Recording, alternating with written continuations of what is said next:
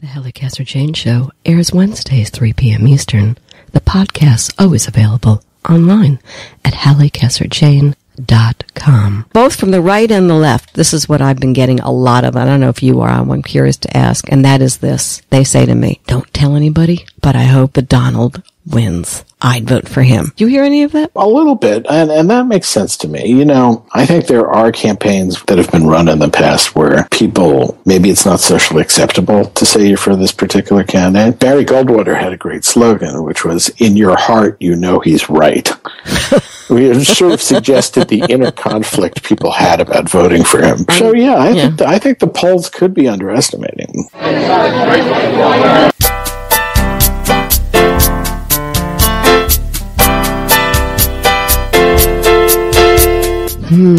Could it be that the polls are underestimating the support of Donald Trump? Bet that thought keeps a lot of people awake at night. Donald Trump.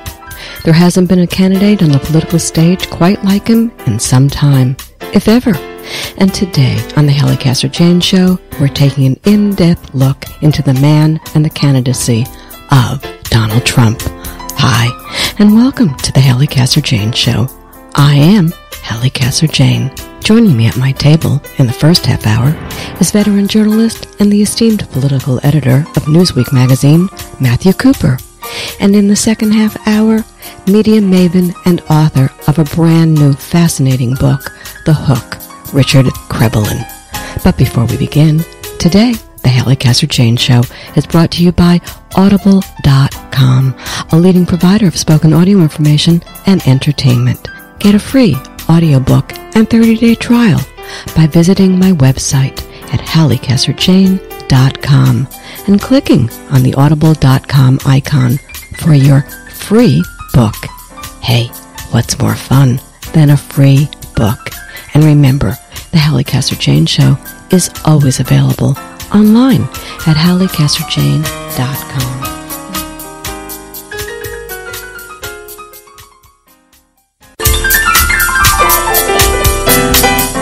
Journalist and veteran White House correspondent, Matthew Cooper is known for his in-depth reporting and analysis from Washington. Mr. Cooper has worked for some of America's most prestigious magazines, including Time, The New Republic, National Journal, and U.S. News and World Report.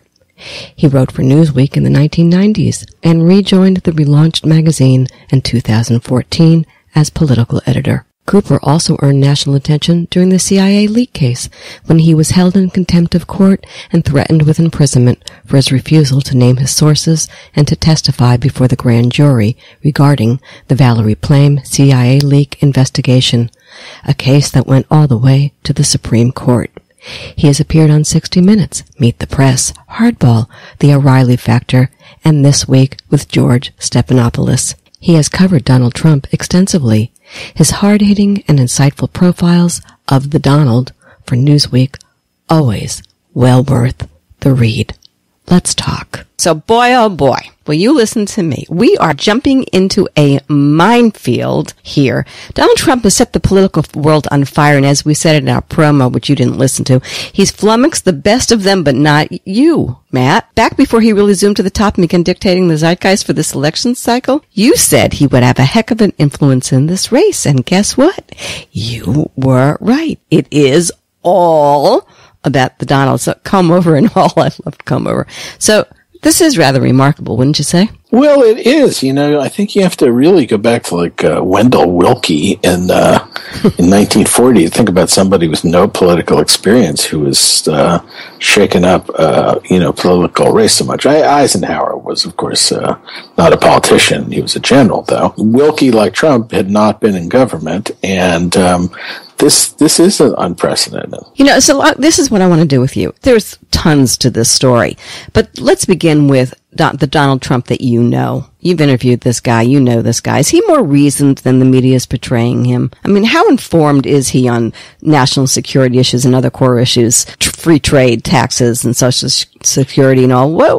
What's your take? Well, look, you don't get to be a kind of businessman with kind of global assets, in China and other places without having, some knowledge of the world and markets and currencies and trade. It's not like Herman Cain, who'd been the CEO of Godfather's Pizza and then had retired, and it's different. He's obviously, kind of informed. He's very proud of saying he went to the Wharton School of Business. That said, kind of worldliness is not enough, right? I mean, you sort of, George W. Bush was famously incurious about the world. And I think Trump has a certain similarity there. There are some things he doesn't want to know about and isn't open-minded about. I think other things he is. You finished?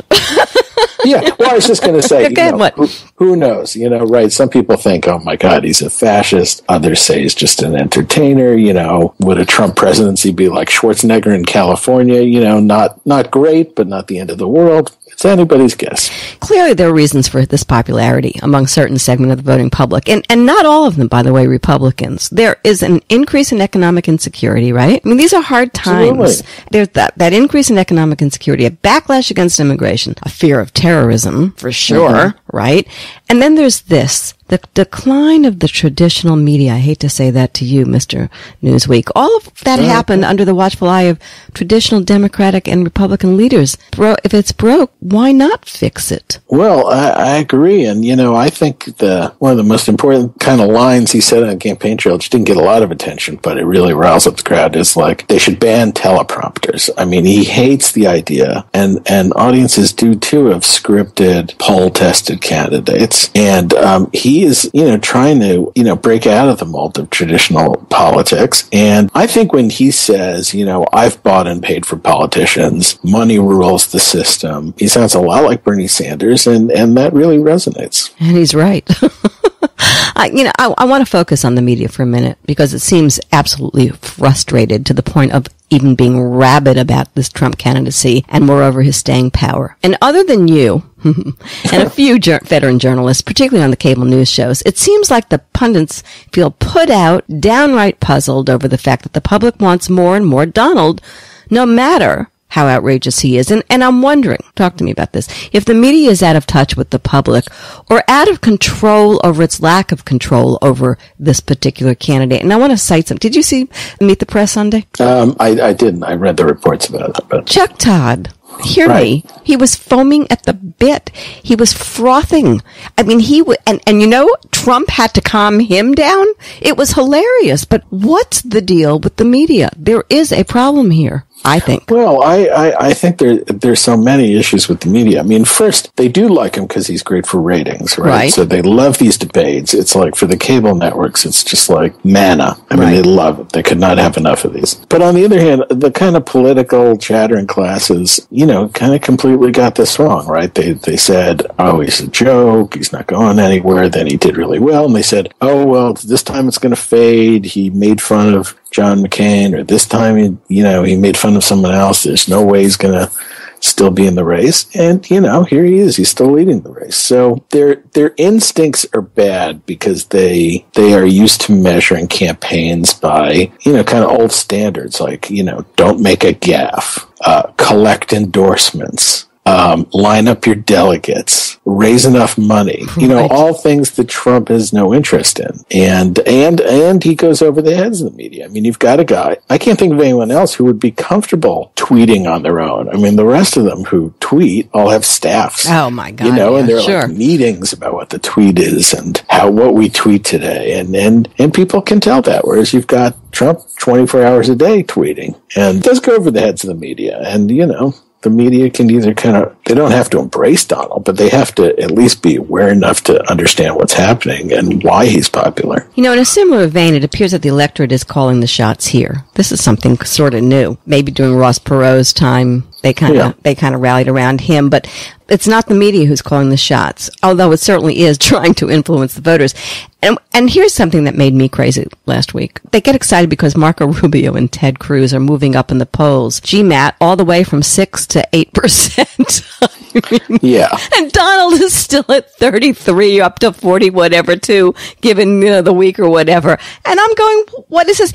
The other night on O'Reilly is actually going, I'm going to interview him and and I think I got a way to do it that I'm going to bust him because I haven't been able to do it.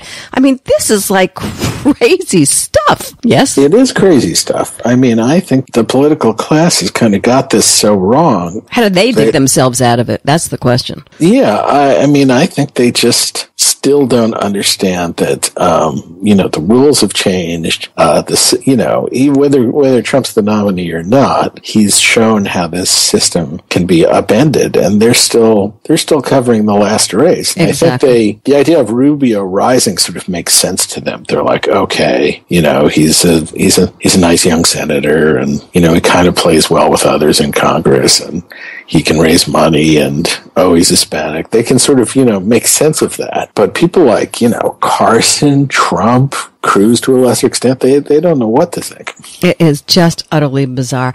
So